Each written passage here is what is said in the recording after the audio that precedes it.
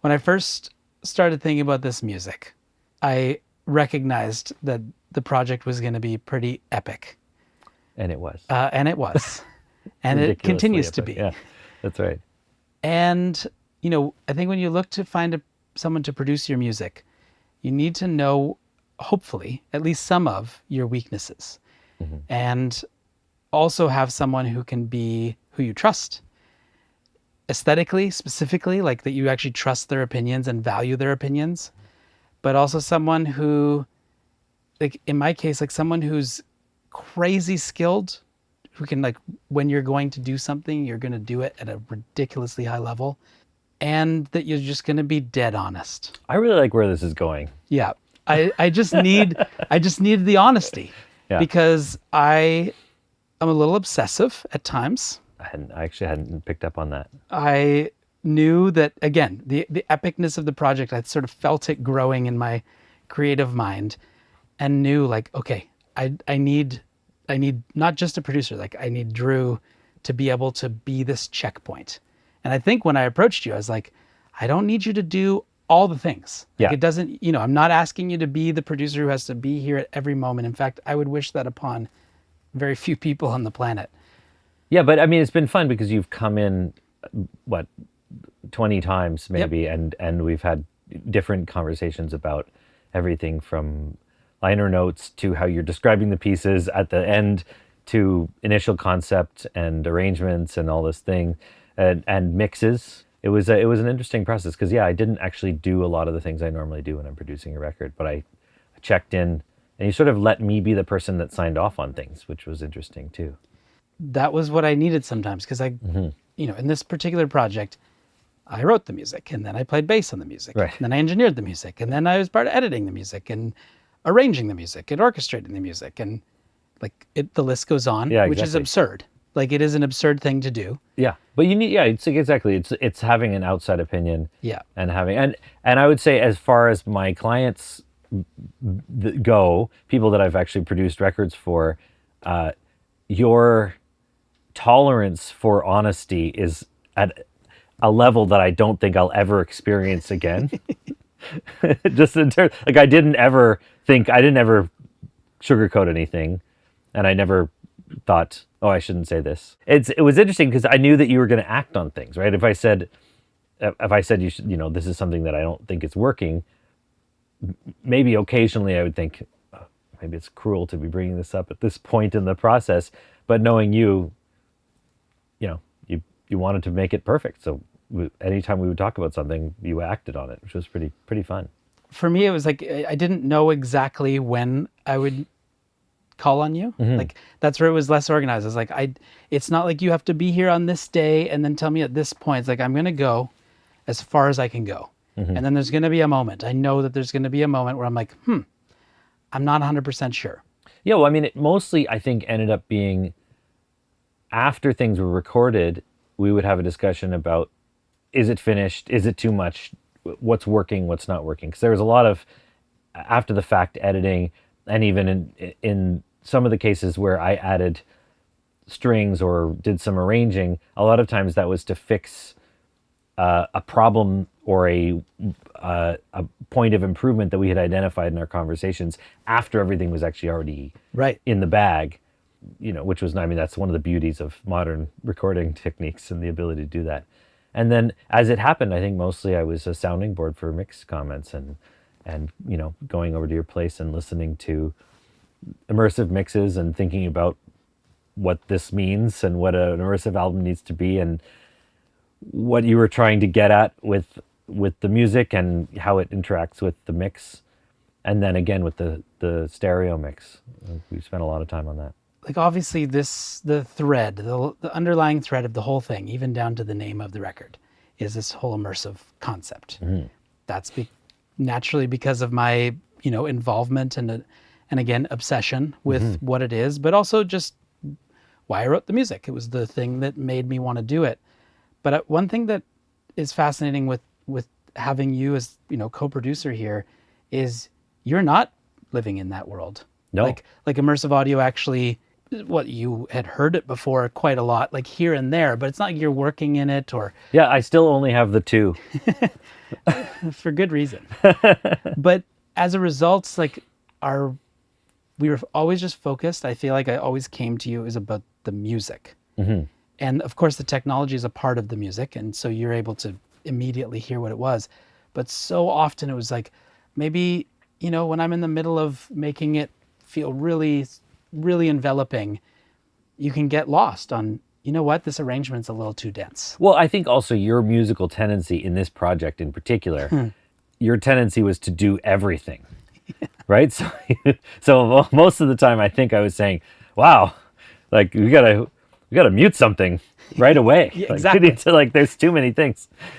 A lot of the arrangements you wrote similar parts for horns, strings, some of the other instrumentation. Yep. There things would be doubled on keyboards and guitar and all these things. So there was a lot of that, just knowing that you were going to need to pare it down.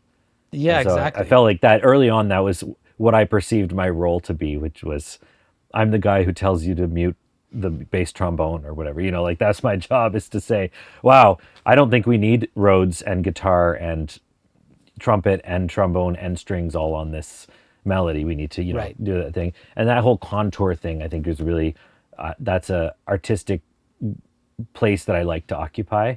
And it's a way I like to think about orchestration and arrangement. So it was a nice role for me in a lot of ways, I think. When I think about what it means to write music with sort of spatial placement it really is basically spatial orchestration. Like that's the word I use to describe it when I'm educating or talking to people about it. Yeah, but the funny thing is, really what you're describing is live music, Is live music. right? Because that's the same way that you think about a symphony orchestra. Totally. Like, if you're doing it right, part of your concept of an orchestra, for example, is that the cellos are going to be the audience right, violins are going to be audience left. You've got two sections, you've got violas. So, if you listen to a great orchestration live, you're going to hear, sure, the timbre of the woodwinds playing a melody right after the violin plays it, or a texture that's built from harp and these things. And so the combination of the instrumental sounds is part of it, but the space is a huge part of it, So much. right? I mean, it's one of the big differences, I would say, between listening to a stereo recording of a great performance of an orchestra and going to a hall, is that suddenly you're immersed. So I feel like as we get through it, it started to feel incredibly familiar to me, this thing that we were dealing with, which is Right. like, how are we perceiving the sound? How are we experiencing it as a listener? Does it matter over the course of a song where the sounds are coming from? Like, how are we interacting with that? It's part of the progression of the song. Absolutely. I mean, and outside of, all of your many skills, which start for most seeing you as a truly world-class violinist, and on the project, you're in the band. Right, It's like, yeah. and even the sort of original band that had tracked The previous a record, the previous project, the I was in the smaller, band. more reasonably sized ensemble. That's right. It's like we played the music together live and have played a lot of music together in various styles. But then as a producer, but as an arranger, as an orchestrator specifically, I mean, you are hired often to orchestrate for symphonic scenarios or chamber scenarios. And like those, I think what you just described reminds me that at the end of the day, the technology is just there like a symphony orchestra. A symphony orchestra is sort of technology in a way for a composer. Yeah. Or an orchestrator to be like, okay, here's how I can present this counterpoint or this melody or this emotion spatially in a pretty overt way. It's a really large spatial orchestration. Yeah, well, and like any palette, also you get better at working with it. Like, part of the learning experience of this record, for me, if I record an orchestra, or what's more common, record a bunch of different things, and then I'm trying to combine it in a mix, or I'm editing it, you're trying to approximate the space in the stereo field, because I'm still basically living in stereo land. And the really fun thing that I think I knew, but I discovered as we were working together, is that this is actually a medium that allows you to actually experience that in real time, in a recording, listening editing situation. Whereas even now, when I write an orchestration, I can demo it in all kinds of different ways for myself, for the client, but I ultimately have to imagine the orchestra until I'm at the hall listening to the orchestra. Right. Whereas we actually had the luxury of editing this and hearing it, going to your studio, or I put on my AirPod Maxes and go into Immersive and actually experiencing this spatial element to it and being able to think critically about what that means musically, which has really been cool. Absolutely. Yeah. And we did, like you said, I think my approach, because this was an ensemble that, I mean, in all reality, like it wasn't a band that went on tour. Right. It wasn't an ensemble. Can't, I don't think you can. It's Can not, you? no, it's not possible. I mean, I've sort of said that to various audiences when I've been at some of the conferences, where it's like the musicians who are involved are all totally world class, like truly exceptional. And every one of them is so busy that to get them for the one day that I got them in the studio, focused on this project, prepared, is in a 30-day stretch. It took a year just to prepare that schedule. Right. And it's still borderline miracle work. Yeah, it's miracle work. Like I couldn't necessarily achieve that same thing next summer, like if I tried. Like I appreciate, in fact, that my producer duties did not include scheduling. One of the hard. That sounds so terrible. It's one of the hardest things. I mean, I think I had even tried to do it in sort of February, March at one point, a year out, and it failed. Well, and I mean, you kept going back in, right? Yeah. Like I know there was that first set of sessions that we did the strings and you did the horns and you did rhythm section, and was it 2 weeks or 3 weeks? No, that one was 4 weeks. Like we managed to pull it off for a while, but then so my approach at that point was over capture, over orchestrate. Right. Because I hadn't had the chance to hear it live. And if you hear a band live, it's like, as a composer, you go home the next day and you're like, totally. Done. Don't need this. This makes sense. These folks are really resonating with this part. These folks are really resonating with this. Where, I tracked multiple soloists for some songs to sort of figure out who got it. Yeah. And then afterwards, we can, like you said, we can sit there and say, okay, we have all of these parts beautifully recorded. Everything's there. It's like insane. I mean, to the degree that, the computer's screaming at the top of its lungs just to press play. Breaking Pro Tools. Yeah. I remember actually I came here to with the stereo mix, which we'll talk about after. And I was like, I had my laptop, which is not my main computer. And I was like, okay, I'm going to play the stereo mix for you. And it just like wouldn't. Yeah. Play. We got past moments of it. Yeah. I was like, okay, I think I need to go get my main computer and just bring it here so I can actually press play, which is, is a consequence of recording so many channels at a high sample rate. But obviously the technology requires skill. And like, that's where my job is to be able to wrangle it into a functional mix. But what really matters is the music, the arrangements, and the technology allows those arrangements to happen. But I'm reminded in this moment, which is, it's a little while ago now. It's been like probably 2 years since we were sitting there shaping it after the fact.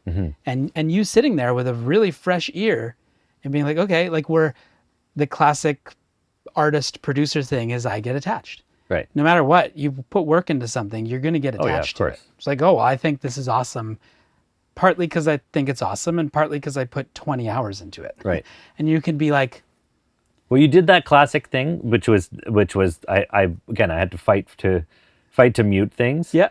And then later you did the classic artist thing, which was, and I think this is like an artist who is also a producer or artist who is also a mixing engineer thing, which is that in our last round of mixes, I had to tell you to turn the bass up. Right.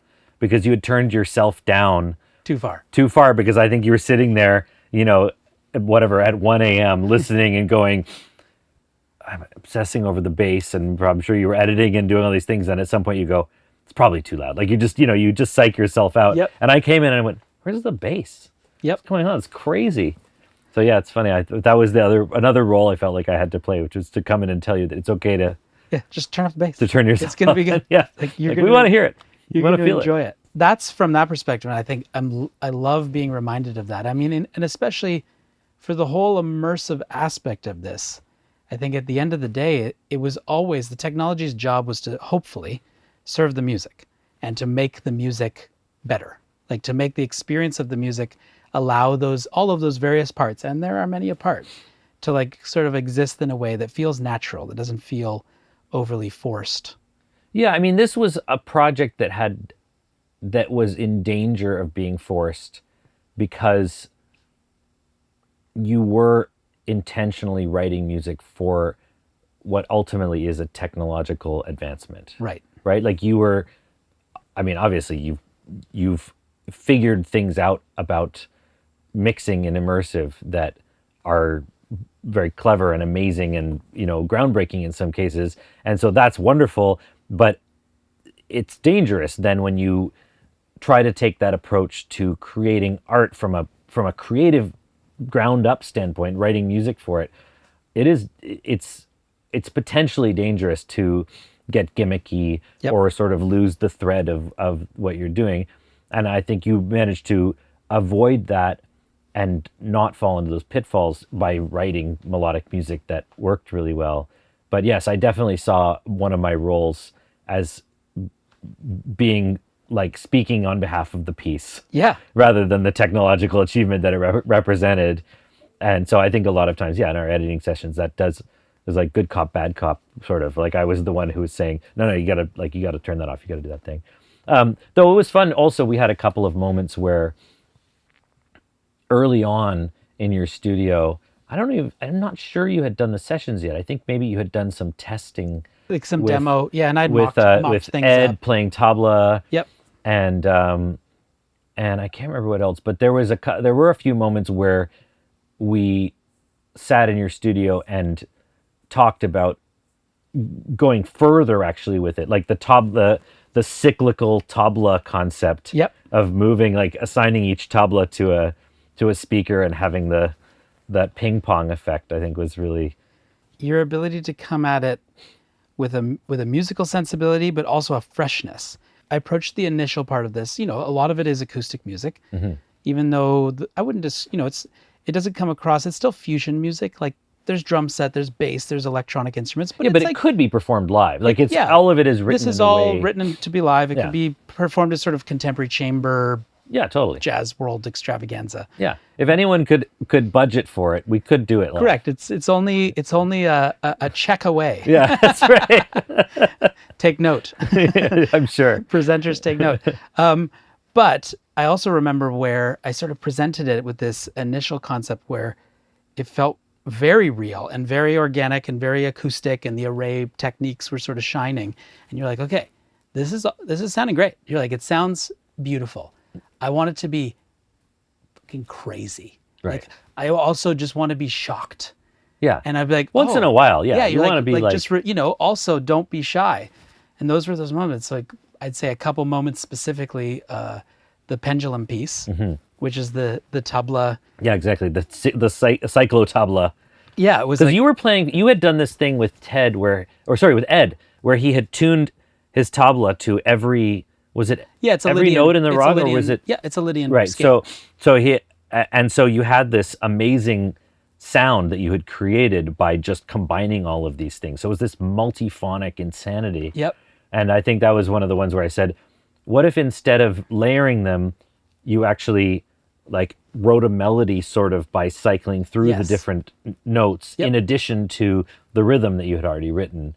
And then I don't know if I came up with this, but we were sitting there and we came up with the idea of assigning each note to a different speaker, which is when it got pretty psychedelic, I would say. Yeah. And then it's like 4 months later, I'd be like, hey, Drew, come over. Here's this. Yeah. And then you're like, oh my gosh. Yeah, that one is really, awesome. Yeah, like it's like you again, I mean, that's where the partnership part comes in. I think something that I've learned from producing other people's music and also having been produced as an artist for so much is like your perspective can ultimately only go so far. And with some things, that's enough perspective. But with a project like this, where there's multiple styles, every piece sort of wanted to find its own, I knew I needed it. I knew that there was a limit to where I would naturally take something.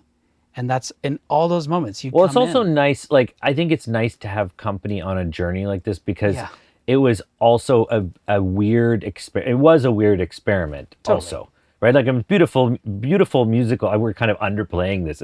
I think the musical composition is beautiful, and the final result is quite impactful as music.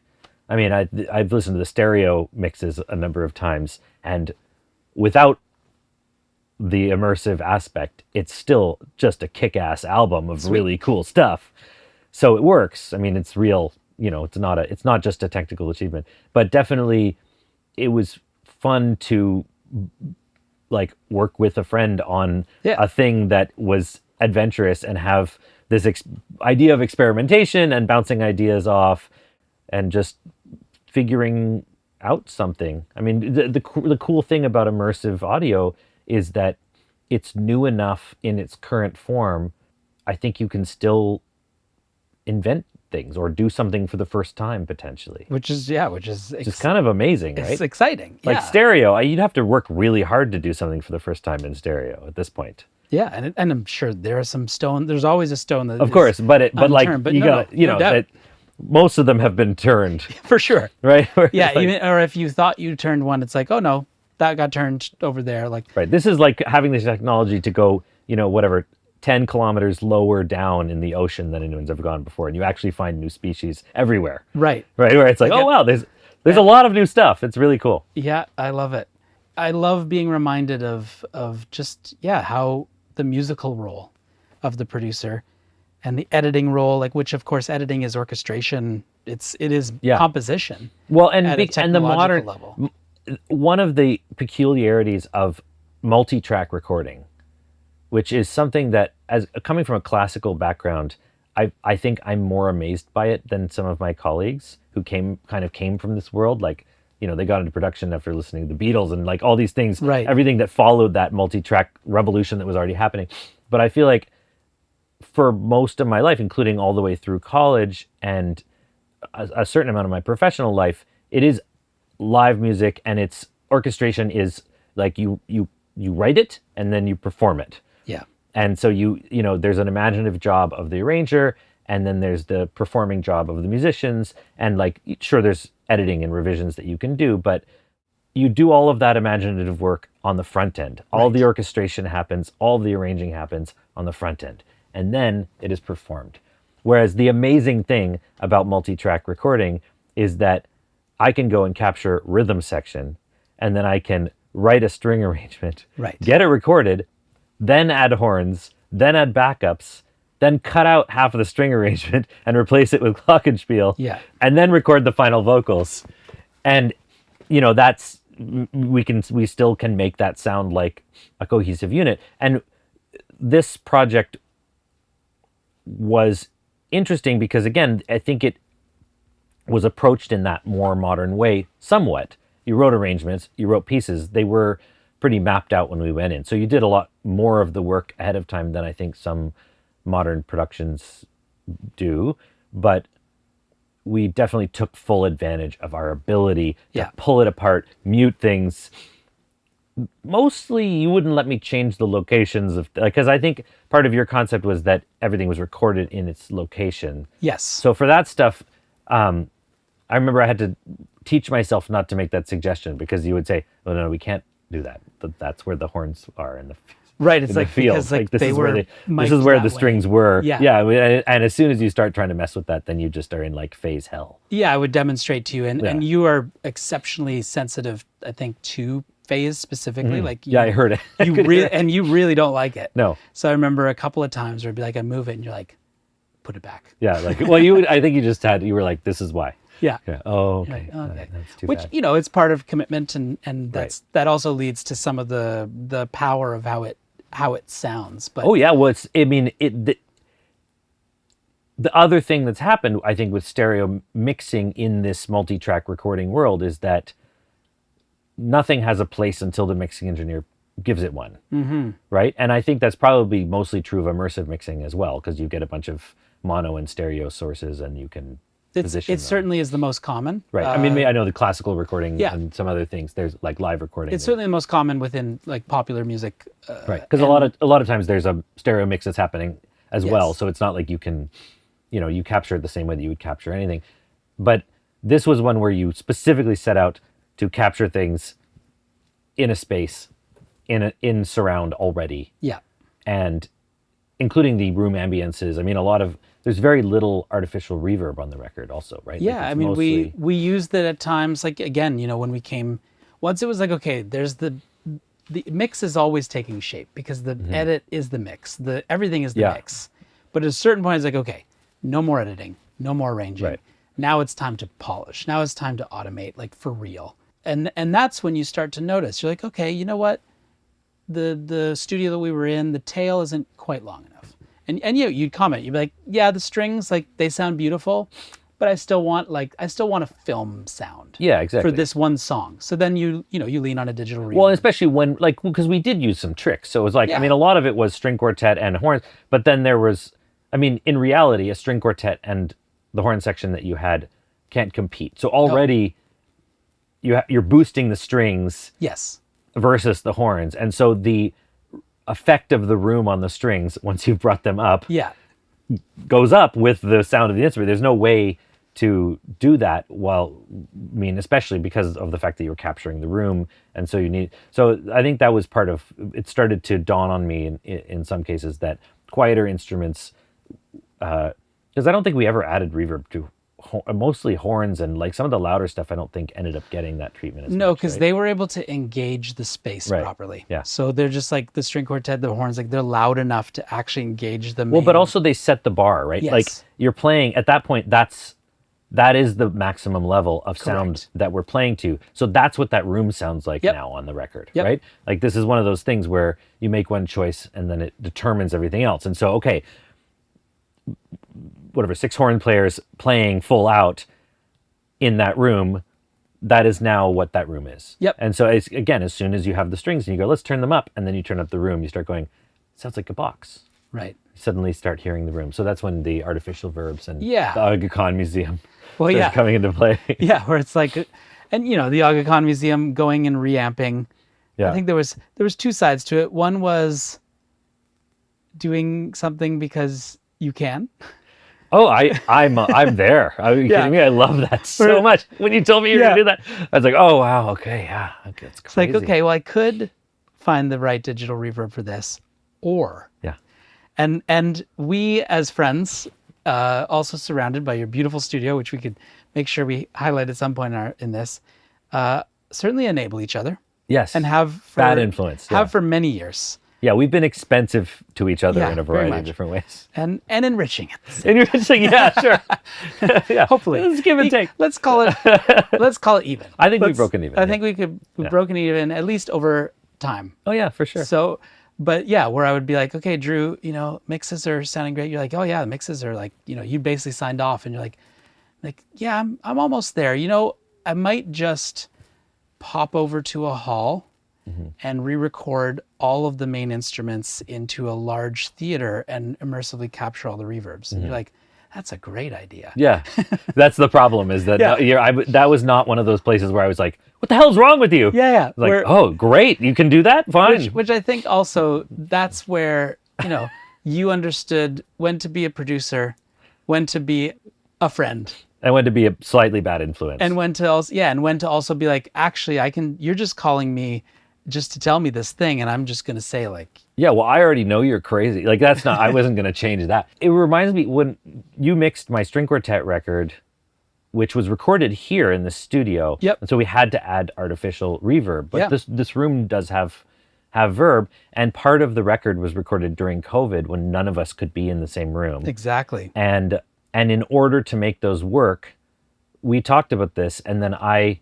came out here and set speakers in Yeah. all the positions of the instruments, and then set mics up and captured essentially just so I could have room to bring in Yeah. the same room ambience, just to get that movement sounding the same.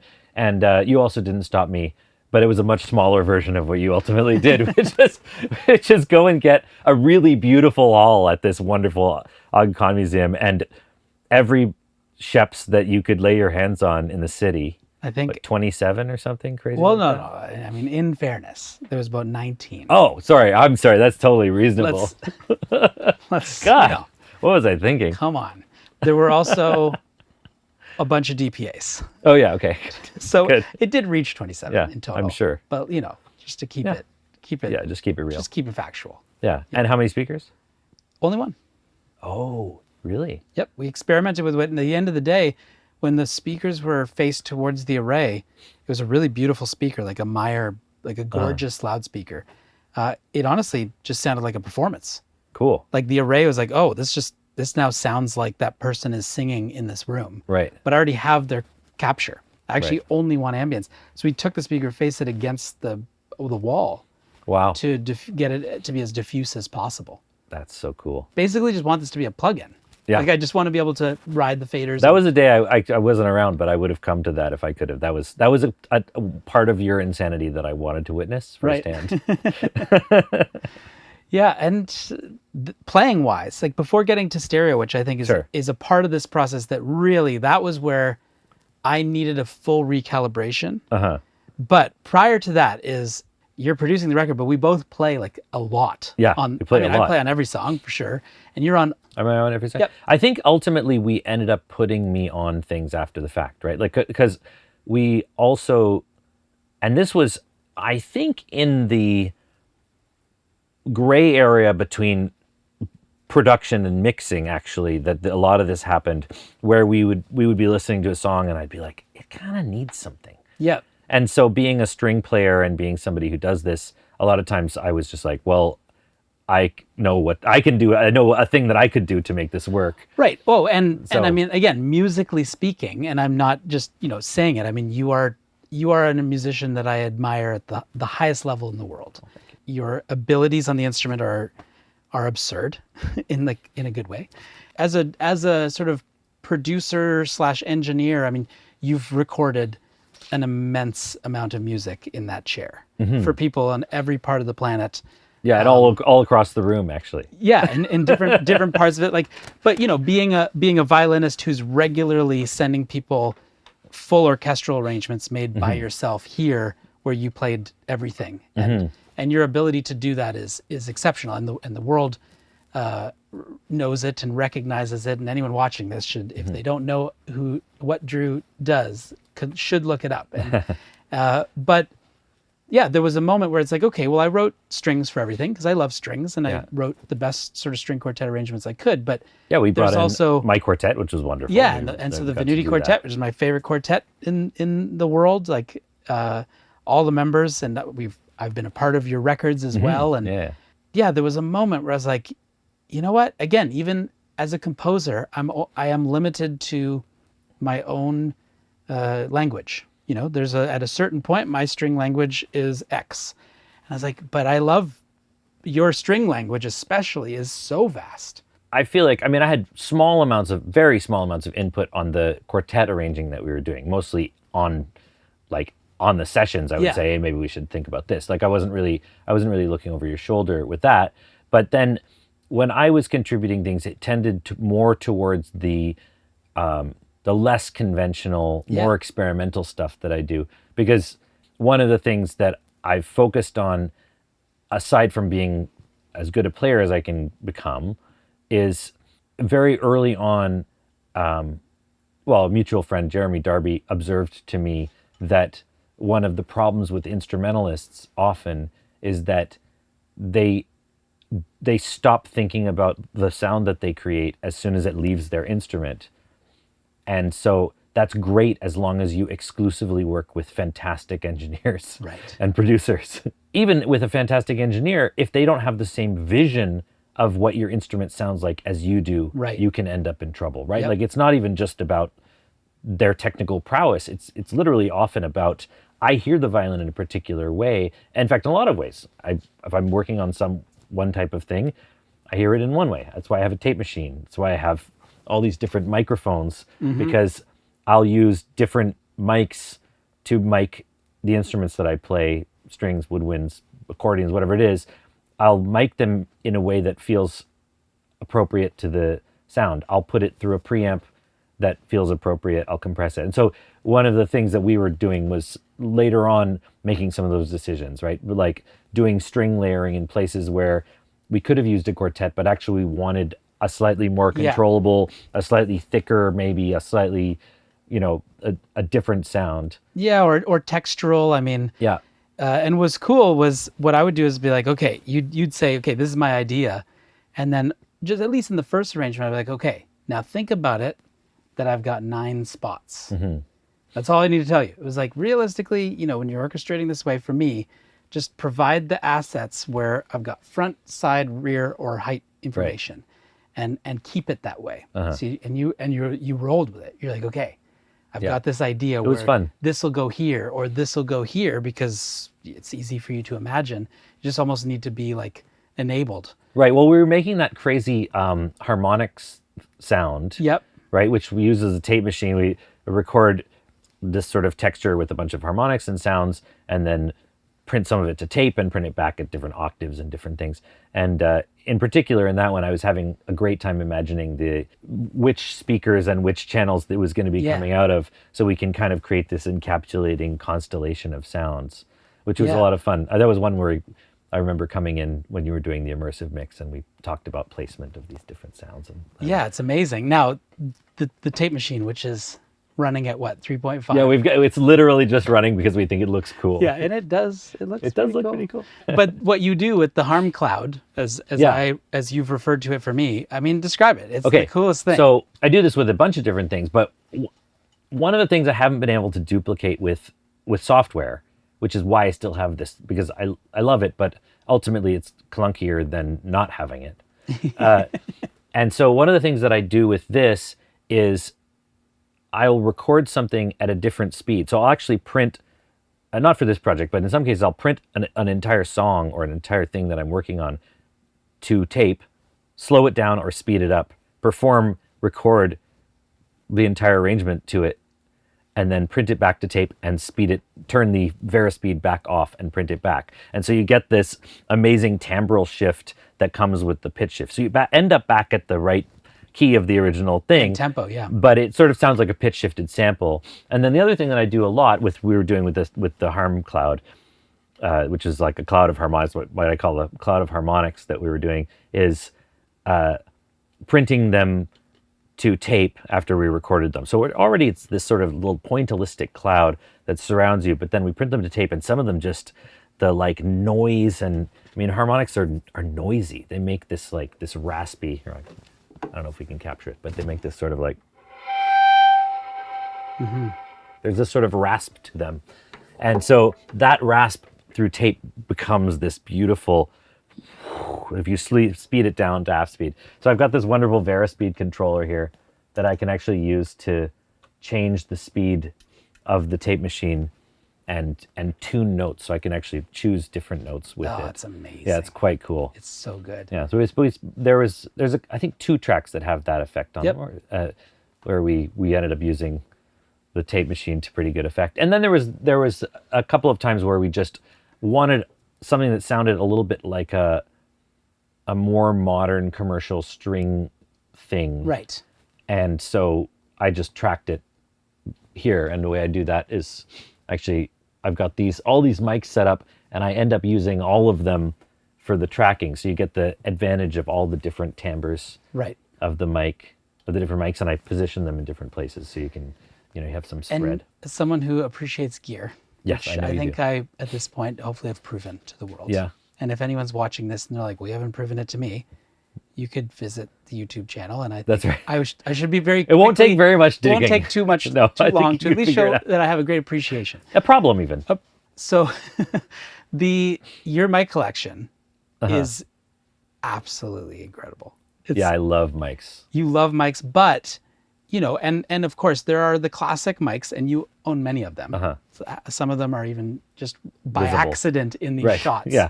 But specifically, Neumann small diaphragm condenser tube mics. Yeah.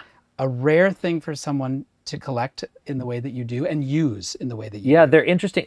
Neumann made these nickel capsule tube mics, KM54, the KM50 series, and the SM2, which was a stereo microphone with the same thing, with the AC701 tubes, which is the same tube that's in the M49, another famous mic. And these nickel capsules, and they're just, they do something on the violin in particular, which is my main instrument. So they do something on the violin that I love so much. Very different than the KM84, which is a sort of famous Neumann small diaphragm condenser mic, which came several decades later. I have been unable to duplicate it in any other context. So I have a crazy collection of these. I have the stereo ones, I have the mono front address ones, I have the mono side address ones, and I use them. They all sound slightly different than one another, and I use them and in different ways. They are truly beautiful. I mean, they're beautiful, and they're clean enough. Like, look, if I'm doing a classical violin lead for a film score or a classical thing, I mean, a classical thing I wouldn't be recording here, but for a score or something, I do still ultimately use a pair of Sheps through millennia. Like, there's an expensive, clean thing that is fantastic, and if you want that, that's the way to get it, right? You're not going to get it with vintage gear, but man, like, for anything pop, for anything jazzy, where there's a sparkle and a warmth, and there's a way that the high end on the violin just distorts so subtly. It's not, you wouldn't hear it as distortion, but just warms up and fuzzes out a little bit, that those nickel capsule things do. That just, I can't get past. Just such, I mean, one of the great things as a mix engineer on this project was I would process things when I wanted them processed. Sure. And I went to town on some of them because I wanted them to be surreal, but for everything that I just wanted to sound the way it sounds, because I like the way you play and how it sounds in here when you play it, or at the studio or whatever. In some of the mix videos that I did for the record, where I open up the Pro Tools sessions, the number of times that I surprised myself was like, okay, let's find out what plugins are on. Oh, none. Right. Oh, great. Oh, let's find out none. Oh, look, there's like Pro Q3s on this. Let's see what kind of, none. Like, just when you use the right mic on the right source, and specifically with the layers that you brought, it's just balance. Like, that's all that needed to happen. The thing that we live at an amazing time right now, right? Like, you can get plugins that will do anything. Yeah. I mean, that go far beyond what outboard gear has ever been able to do. Sure. Right? We've got the ability to process sound in ways that is truly unbelievable. However, as somebody who sometimes mixes the things that I do, and I really don't take on mixing projects if I'm not involved earlier on at all, because it's not exactly what I do. But when I mix, in a perfect world, I've recorded sounds the way that I want them to be. Right. And that's where the mics come in. That's something that you can't, if you want to own 2 mics and 1 preamp, you can totally do that, and you can do amazing things, but you have to process after the fact, right? You're going to need to change the character, and there are some things you can't change. I mean, the pickup pattern, the particular way that a capsule responds to a sound source, what tubes do. Yep. I mean, I don't actually know what they're doing, but whatever it is that I mean, there are definitely things that I find, I'll have a very strong preference, and I try to know what the mic that I own does. Yep, I love it. Right? So, I mean, there's a reason that's a KM, or U64, which is a gold capsule. That's a KM54. That's a KM74. That's a ribbon mic, and that's the stereo. And so I use them all in different ways. I do have a pretty good idea in my mind's ear of what that is, especially on the instrument that I play. Oh, it's beautiful. So that you can just ideally just turn it up and not do anything. Totally. I remember, maybe before sort of getting into the stereo part, because it's just part of the story that I want to explore with you. But I just remember sitting over here for Pendulum, which was a song that kept evolving. It was the one song, Ed and I sort of co-wrote the concept, and it was this cool tabla thing. And then at a certain point I was like, no, it needs to be composed. I need to write. So I wrote bass lines and forms, and then got Suba involved. Yeah, the amazing vocal. I mean, she transformed it into something completely just incredible, unbelievable. And then along the way, at one point, I was like, okay, there needs to be a soloist. I know there needs to be a soloist. And I thought about all these things. I was like, I want you to be a soloist, and maybe you're just the soloist, or maybe, and you were like, no, you're playing bass vina. Yeah. And I was like, really? Okay, sure. I mean, I already played bass vina on a song. And you're like, no, we're trading. We're playing bass. You're playing bass vina. I want that sound, and I'm going to play violin, and we're going to trade on this. Yeah, we had fun. Yeah, and so I was just sitting here, and we came here, and we didn't like track it live. No, we didn't tracked trade your live. part, and then I tracked my part. It's also really hard. It's We a didn't. really hard I know. Well, then you song. learned. You learned parts of it, I think, after the fact, right? Did Well, you, like- no, just the closing line. Right, yeah, that's what I but mean. You had was to actually here, figure out- and it's these are these moments where I have the fortune of one of the fortunate parts about this record is how many of my talented friends are involved with it. Yeah, There are there's so those many moments cool when I just get to contributions. sit back and just watch them be freaking awesome. And I, That was fun. Well, because essentially I just took solos. Yeah, you and just- then we went. Oh, actually, maybe instead of being a violin solo, it should be a string thing. Yeah. And so while you were sitting here, we just layered it up. I think 6 or 8 layers Yeah. per thing. Which then, of course, I have to reckon with the fact that I've just improvised something, and now I have to play it right. like 8 times. So there was a certain amount of writing things down. And we were, you and I hang out here often pretty late at night. Yeah, It's like that's true. We both have families. We both have too many things to do all the time. So Yeah, to so be like sometimes at 1 the end of a.m. the day. like, hey, Drew, what are you up to? Yeah, come over. We'll have a drink. So this was a late-ish session, not Yeah. that late, but we had to move. So there was no video. There was nothing. It was just like, no, we're getting this done. Yeah. And so I don't have it on camera, but I wish that folks could watch, like, you play a line and it's a ruthless line. Like, it's so good. And then just with you and your bow and the buttons facing that way, I just watch the line go from 1 part to 8 part with full arrangement in a matter of 2 minutes. Yeah, because then we would find harmonies, and we Yeah. would like write some counterpoint. And I could just sing, be like, what about this? And, this is one of those things where you're just like, yeah, okay, bang. Like, whoo, that was good. And just over and over, these, and those who, again, know you and That have was the cool. chance to work with you musically, like, that's one of those things when you watch a master musician do their thing. And I remember sitting there and just watching this thing come to life, and then reckoning, being like, I'm responsible to now trade with this. Yeah. Not only is it fast and in a really slow abstract 10, but man, Drew's really killing it. So then I have to go and Well, you nailed it. And I did fine. Though you did that in the privacy of your own home. No, I it was wasn't- at the studio. Oh, it was. Yeah, it was at that one had to be live. Yeah, because I didn't so- see that. I just heard it after the fact. Yeah, and I was like, Yeah. like listening to your lines and then being like, okay. And I thought about writing them in advance, but I just didn't have time. So I got, I got there. nice. It's like, you want to hear that. I mean, that's Yeah. the thing. It's a piece of music, right? Yeah. And it is on one of the things that it is jazz. yeah, it's jazz. Right? I mean, it's a bunch of things, but and so I think having some genuine improvisation on the record is great. Oh, well, the soloists awesome. the soloists all. No, there, but I like- even mean in yeah. those moments, right? Rather than writing it all out and Yeah, coming when up with a thing, someone's- it's nice to just have that be a trade. Yeah, and when you're pushing for it. But yeah, I just recall. it's fun. So then the immersive record is done. We've signed off on it. Right. We went and watched the film which Michael created, and Yeah. every once in a while you'd be like, oh right.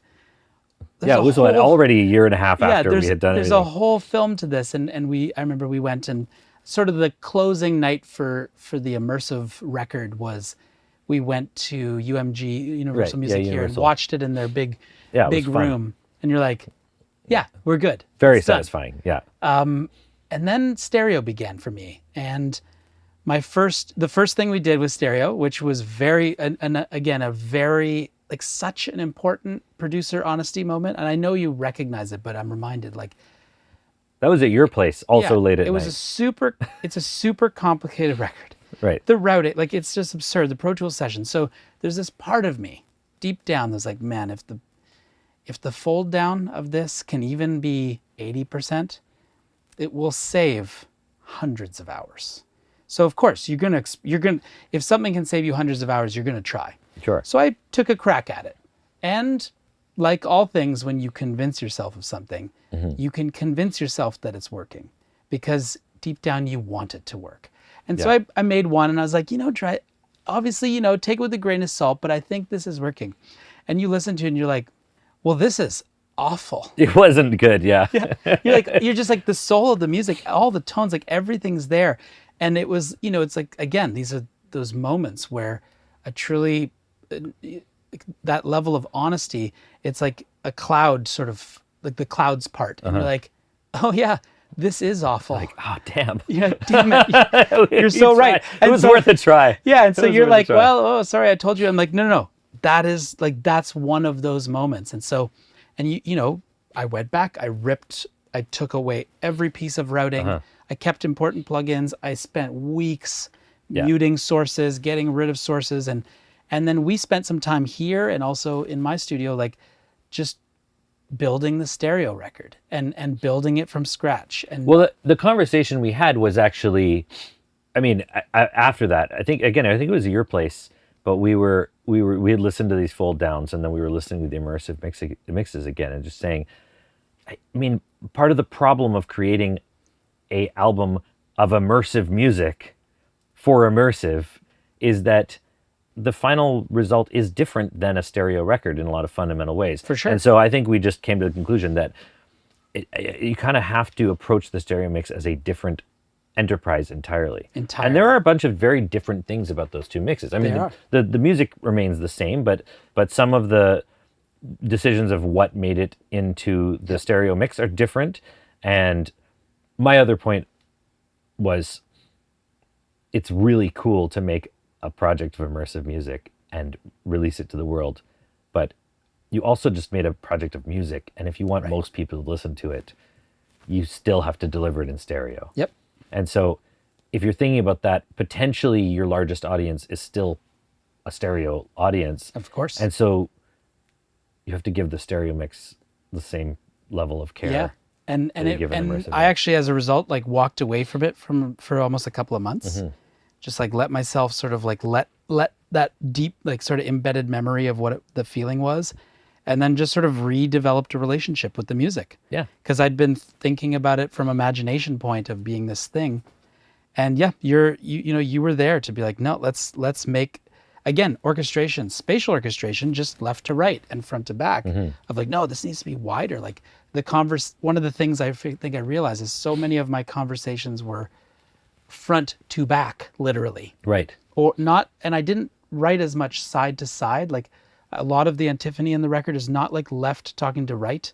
It's front talking to side, front talking to back, low talking to high. Like that's how it worked. Yeah. And so actually when you put it to the front, it just became mono. Well, so the thing about stereo is that it's a trick, right? Like, in some ways, I mean, immersive is a trick in the sense that it's like a massive technical achievement, but it's actually maybe less of a trick auditorially in terms of what it's delivering to you, right? It's actually delivering, especially if you're recording this way, or a live recording or something like this where you designed the entire process around the delivery system, you're giving us back approximately what you captured.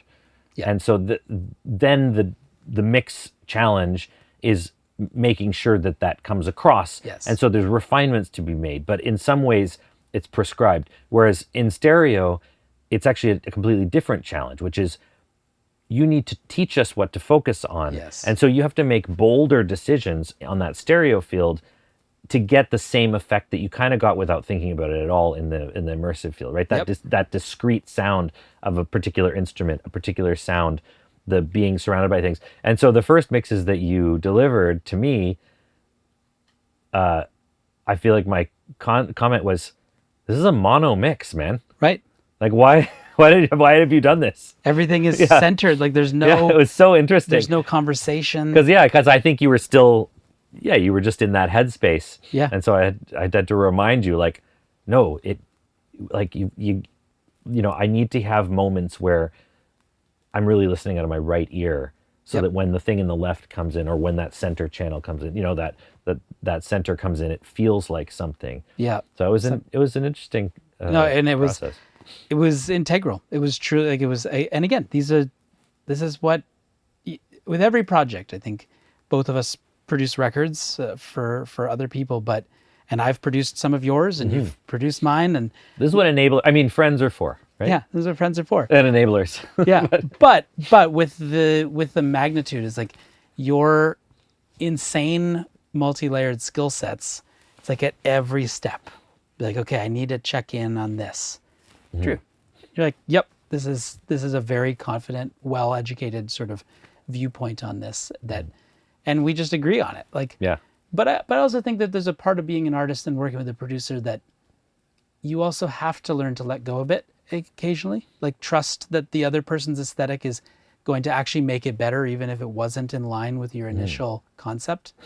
Because sometimes just like the more the merrier, as long as they're aligned. Like, of course, I mean, it's got to work, but it's one of the things I like about producing for sure is the collaborative element of it is at its best something that makes all the art better. Yes. Which is so satisfying. It's so satisfying. It's so satisfying to get that experience of actually seeing one person that you respect's vision, and then being able to point out something that they haven't thought about and actually make a meaningful change to it. It's really amazing, and it's part of one of those parts of the process that just makes it very worthwhile. Yeah. So I know you know it, but I can't thank you enough. Well, thanks for having me produce and letting me tell you no a bunch of times. Yeah, and say yes. And say yes. Oh, well, yeah. Mostly when it was involved doing something completely insane, I was always down. I think that's very valuable.